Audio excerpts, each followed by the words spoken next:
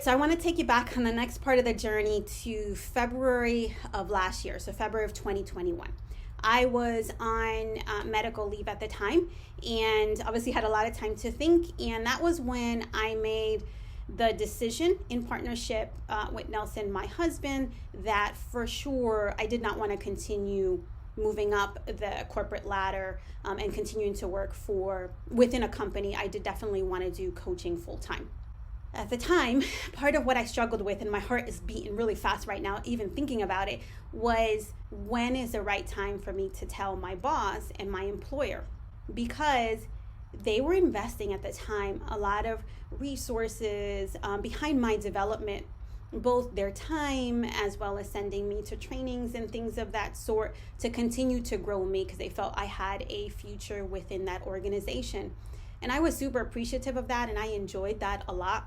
And I didn't want to deceive them. And I felt that if I returned to work and I didn't tell them that my intentions was not to continue to grow within the company, but to go off and do coaching on my own, that it would be deceiving them. But at the same time, if I told them so early, because I didn't know, like, when was I going to do this? Was I going to do it right away? Was I going to do it in 1 year? Was I going to do it in 5 years? I didn't know. So it was kind of like a battle back and forth.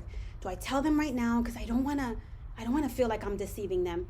But if I tell them right now, then I stand a risk that they're like, okay, Jen, we understand that you don't want to do this anymore, but your role is a feeder role to other roles. And so we need to be able to backfill your role with someone that is interested in growing within the company. So that was kind of my fear, right?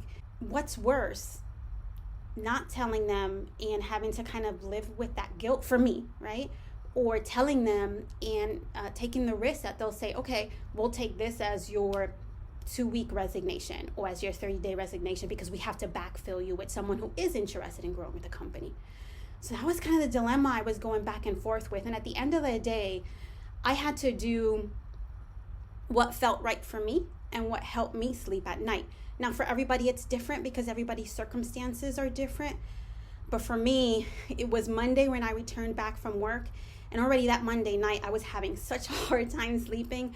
And by Tuesday, I was putting time on the calendar to talk to my boss that Thursday to let him know what was going on. Again, was super scared. Even talking about it right now, my heart is beating really, really fast because I'm reliving all the emotions from that time. But I just had to do what was right for me. Join me tomorrow to find out how that conversation went.